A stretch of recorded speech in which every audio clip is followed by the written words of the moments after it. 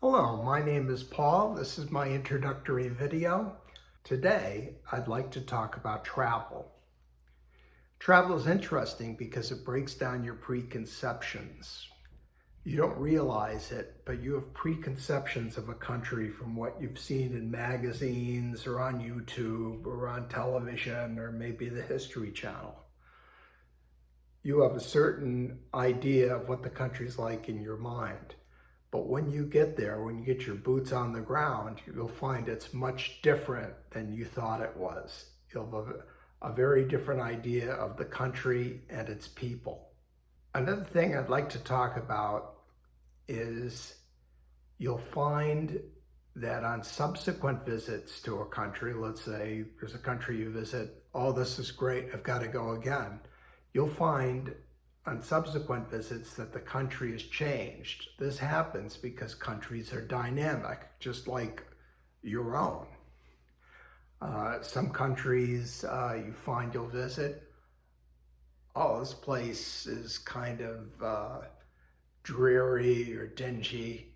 And then on the next vacation, you might find that they've gotten wealthier. And on the other side of the fence, there are some countries that you think are fantastic. But on other visits later on, you'll find, gee, what happened? This place is starting to look dingier. The people aren't as nice. They're in a bad mood, whatever. Their economy isn't doing so hot. It's not doing so, their economy is not doing so well. Next, I'd like to go into what my MO is, my modus operandi when planning a trip to a country. I use a spreadsheet. So what'll happen is I'll do a spreadsheet and I'll say, these are the dates that I'll be visiting. And these are the activities that I'll be doing on each date. And of course, when going to the country and coming back, those activities would be travel. You'll be traveling to the country or you'd be traveling back home from that country. It's important to reserve those times so that you know in your head what times aren't available due to travel and what's available for doing day trips or half-day trips. We'll go into that. So let me give you some steps.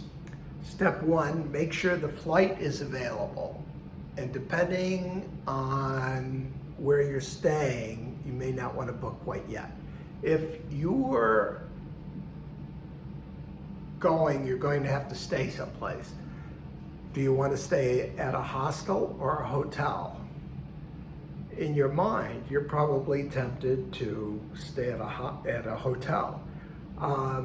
If you're single, like I am, you might want to try staying at a hostel and booking a dorm bed. If you're single, you'll have a much better time doing that. You'll meet other solo travelers and you'll hear what they've done so far, what they found interesting to visit in that country. And also, it's great to meet people who've come from other countries. You get to know the lay of the land in terms of current events in other countries and what's going on, how they feel, and so forth. So, picking one of those is step two. If you're booking a hostel, book the hostel first, see if it's available, then book the flight. If the flight turns out not to be available anymore, go back and cancel the hostel.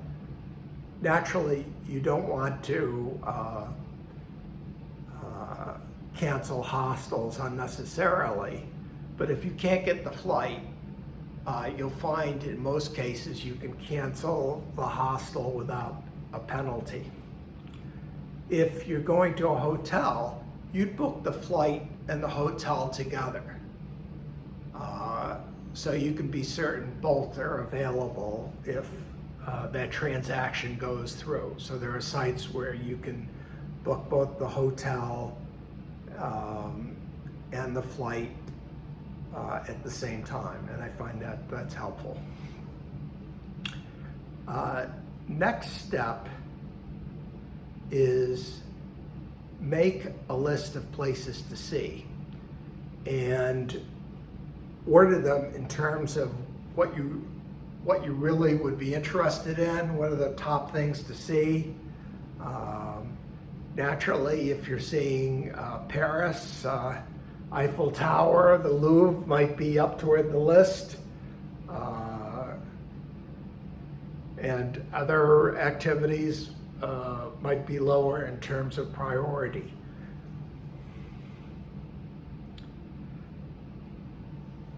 When making that list, also note whether that site that you want to visit or that activity that you want to do is a half day or a full day.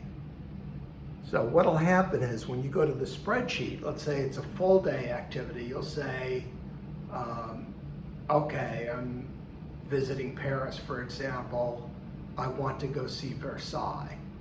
Well, Versailles is a train trip, and then you get there, and then that's a few hours.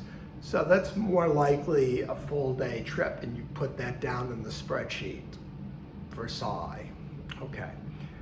However, let's say you want to go see the Louvre and then Musée d'Orsay, both high recommendations. Well, those aren't day trips. Each one is probably half a day. In that case, you can go to the spreadsheet and put down both of those activities in that row. And that'll give you a chance to get more done in that day. So while all this planning of activities and so forth, I find that if you don't plan the vacation, I don't know, for me anyway, I won't end up doing too much. I'll tend to stay at the hotel or the hostel, and I'll hang out and I'll get drinks at the hotel or hostel or down the street, or I'll hang out at a cafe and go onto the internet and surf the web. But then you really don't get to see the country and its culture. So that's why it's important to plan these things out.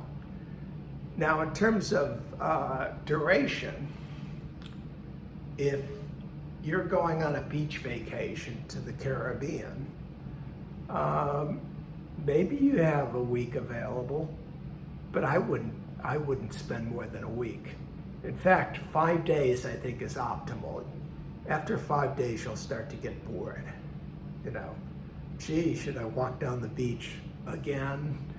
Well, you know, for the first few days, it's magical. After that, it's not so great. If you're going to a cultural location or a place with history, like Paris, as we mentioned before, or London, terrific place as well, then you might want to spend at least 2 weeks. Or in some cases, let's say you want to see a number of towns in a country and a number of different sites. Gee, you could take, if you can get this off from work, if you could take 3 weeks, 3.5, you'll have a fantastic vacation. You will be relaxed afterwards. It's terrific. Next, I'd like to provide you with an example of planning a vacation using a spreadsheet. But let's leave that for part 2 of the video. Hope to see you then. Looking forward to it and showing you how to use a spreadsheet to plan a vacation.